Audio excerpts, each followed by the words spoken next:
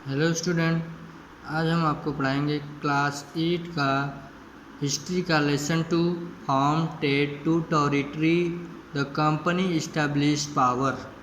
व्यापार से साम्राज्य तक कंपनी की सत्ता स्थापित होती है। आगे दिया गया है, Aurangzeb was the last of the powerful Mughal rulers. He established control over a very large part of the territory that is now known as India. After his death in the 1707, many Mughals governors and big zamindars began asserting their authority and established religious kingdoms. As powerful religious kingdoms emerged in various parts of India, Delhi could no large function as a effective center. Mughal बादशाहों में औरंगजेब आखिरी शक्तिशाली बादशाह थे। उन्होंने वर्तमान भारत के एक बहुत बड़े हिस्से पर नियंत्रण स्थापित कर लिया था।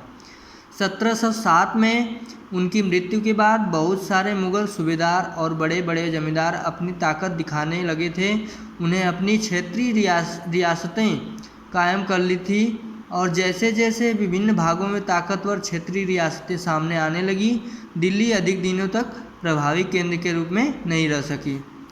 आगे, by the second half of the 18th century, however, a new power as emerging on the political horizon. The British did you know that British original comes as small trading company and were reluctant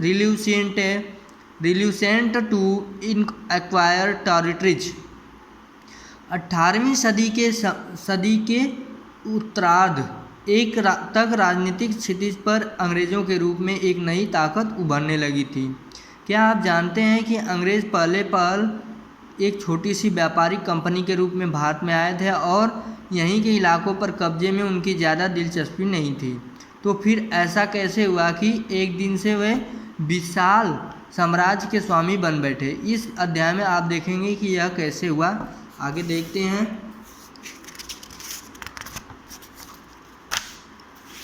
east India company common east दिया गया है। पूर्व में east India company का आना। इन 1600 the East India Company acquired a charter from the rulers of England, Queen Elizabeth I, granting it the sole right to trade with the East. This meant that no other trading group in England could compete with the East India Company. आगे दिया गया है, सन 1600 में east India company ने England की महारानी Elizabeth प्रथम से चार्टर अर्थात इजाज़तनामा हासिल कर लिया, जिससे कंपनी को पूरब से व्यापार करने का एक अधिकार मिल गया। इस इजाज़तनामे का मतलब था कि इंग्लैंड की कोई और व्यापारिक कंपनी इस इलाके में ईस्ट इंडिया कंपनी से होड़ नहीं कर सकती थी। इस चार्टर के सहारे कंपनी समुद्र पार जाकर न इलाके की खंगाल सकती थी, वहाँ से सस्ती कीमत पर चीज़ें खरीदकर उन्हें यूरोप में ऊंची कीमत पर बेच सकती थी। कंपनी को दूसरी अंग्रेज़ व्यापारिक कंपनियों से प्रतिस्पर्धा कोई भय नहीं था। उस जमाने में वाणिज्यिक कंपनियां मोटे तौर पर प्रतिस्पर्धा से बचकर ही मुनाफा कमा सकती थी। आगे दिया गया, लेकिन the problem was the all companies are interested in buying the same thing. लेकिन यह शाही दस्तावेज समस्या यह थी। आगे दिया गया है, लेकिन समस्या यह थी कि सारी कंपनियां एक जैसी चीज़ें ही खरीदना चाहती थीं। यूरोप के बाज़ारों में भारत के बने बारीक सूती कपड़े और रेशम की ज़बरदस्त मांग थी। इसके अलावा काली मिर्च, लौंग, इलायची और दालचीनी भी ज़बरदस्त मांग रहती थी। यूरोपीय कंपनियों के बीच इस बढ़ती प्रतिस्पर्धा से भारतीय बाज़ारों में इन चीज़ों का कीमत बढ़ने लगी और उनसे मिलने वाले मुनाफा गिरने लगा। आगे दिया गया है East India Company begin trade in Bengal. दिया गया है ईस्ट इंडिया कंपनी बंगाल में व्यापार शुरू करती है। क्या करती है? The first English factory was set up the bank of the river Hooghly in 1651। This was the base for which the company traders know at that time as factors operate. The factory had a warehouse where goods for export was stored। दिया गया है पहली English factory 1651 में हुगली नदी के किनारे शुरू हुई। कंपनी के व्यापारी यहीं से अपना काम चलाते थे। इन व्यापारियों को उस ज़माने में फैक्टर कहा जाता था। इस फैक्ट्री में वेयर हाउस था जहां निर्यात होने वाली चीज़ों को जमा किया जाता था। यहीं पर उसके दफ्तर थे जिनमें कंपनियों के अफसर बैठते थे। जैसे जैसे व्यापार फैला, कंपनी ने सौदागरों और व्यापारियों की फैक्ट्री के आसपास आकर बसने के लिए प्रेरित हो गए। 1696 तक कंपनी ने इस आबादी के चारों तरफ एक किला बनाना शुरू कर दिया। 2 साल बाद उसने मुगल अफसरों को रिश्वत देकर 3 गांवों की जमींदारी भी खरीद ली। इनमें से एक गांव कलिकाता था जो बाद में कलकत्ता बन गया। अब इसे क्या कहा जाता है? कोलकाता कहा जाता है। कंपनी ने मुगल सम्राट औरंगजेब को इस बात के लिए भी तैयार कर लिया कि वह कंपनी को बिना शुल्क चुकाए व्यापार को फरमान जारी कर देगा। फरमान। आगे क्या दिया गया है? How trade led to battles. दिया गया है how to led to battles, व्यापारियों से युद्ध तक। Through the early 18th century the conflict between the company and the Nawabs of Bengal intensified after the death of Aurangzeb. The Bengal Nawabs asserted their power of autonomy. आगे देखते हैं 18वीं सदी की शुरुआत में कंपनी और बंगाल के नवाबों का टकराव काफ़ी बढ़ गया था। औरंगजेब की मृत्यु के बाद बंगाल के नवाब अपनी ताकत दिखाने लगे थे। उस समय दूसरी क्षेत्रीय ताकतों की स्थिति भी ऐसी ही थी। मुर्शिद कुली खान के बाद अली वर्दी खान और उसके बाद सिराजुद्दौला बंगाल के नवाब बने। ये सभी शक्तिशाली शासक थे। उन्होंने कंपनियों को रियायतें देने से मना कर दिया, व्यापार का अधिकार देने से बदले, कंपनी से नजराने मांगे। उसके सिक्के ढालने का अधिकार नहीं दिया और उसकी किलेबंदी को बढ़ाने से रोक दिया।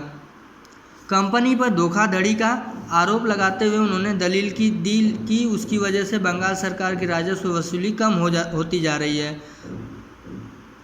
इस तरह ये बातें आगे बढ़ती गईं। आगे दिया गया है द बैटल्स ऑफ प्लासी का युद्ध। When Alivardi Khan died in 1756 Sirajuddaulah became the Nawab of Bengal. The company was worried about his power and in puppet rulers who would willingly give trade concessions and other privileges। देखते हैं 1756 में अलीवर्दी खान की मृत्यु के बाद सिराजुद्दौला बंगाल के नवाब बने। कंपनी को सिराजुद्दौला की ताकत से काफ़ी भय था। सिराजुद्दौला की जगह कंपनी एक ऐसा कठपुतली नवाब बनाना चाहती थी जो कि उसके इशारों पर नाचे, उसकी बात माने। कंपनी ने प्रयास किया कि सिराजुद्दौला के प्रतिद्वंदियों से किसी को नवाब बना दिया जाए। कंपनी को कामयाबी नहीं मिली। जवाब में सिराजुद्दौला ने हुक्म दिया कि कंपनी उनके राज्य के राजनीतिक मामलों में टांग अड़ाना बंद कर दे, किलेबंदी रोकें और बाकायदा राजस्व चुकाए। जब दोनों पक्ष पीछे हटने को तैयार नहीं हुए तो 30,000 सिपाहियों के साथ नवाब ने कासिम बाजार में स्थित इंग्लिश फैक्ट्री पर हमला बोल दिया। नवाब की फौजों ने कंपनी के अफसरों को गिरफ्तार कर लिया, गोदाम पर ताला डाल दिया, अंग्रेज़ों के हथियार छीन लिए और अंग्रेज़ों के जहाज़ों को घेर लिया। इसके बाद नवाब ने कंपनी कलकत्ता स्थित किले पर कब्जे के लिए उधर का रुख किया। On hiring the news of fall the Calcutta दिया गया है, कलकत्ता के हाथ से निकल जाने की खबर सुनने पर मद्रास में तैनात कंपनी के अफसरों ने भी रॉबर्ट क्लाइव के नेतृत्व में सेनाओं को रवाना कर दिया। इस सेना को नौसैनिक बेड़े की मदद भी मिल रही थी। इसके बाद आगे दिया गया है, the defeat of Nawab was the death force led by Mir Jafar, one of Sirajuddaulah commanders never fight the battles. दिया गया कलकत्ता को हाथ से निकल जाने के बाद दिया गया आगे, नवाब के साथ लंबे समय तक सौदेबाजी चली। आखिरकार 1757 ईस्वी में रॉबर्ट क्लाइव ने प्लासी के मैदान में सिराजुद्दौला के खिलाफ कंपनी की सेना को नेतृत्व किया। नवाब सिराजुद्दौला की हार पर एक बड़ा कारण उसके सेनापतियों में से एक सेनापति मीर जाफर की कारगुजारियों भी थी। मीर जाफर की टुकड़ियों ने इस युद्ध में हिस्सा नहीं लिया और रॉबर्ट क्लाइव ने यह कहकर उसे अपने साथ मिला लिया था कि सिराजुद्दौला को हटाकर मीर जाफर को नवाब बना दिया जाएगा।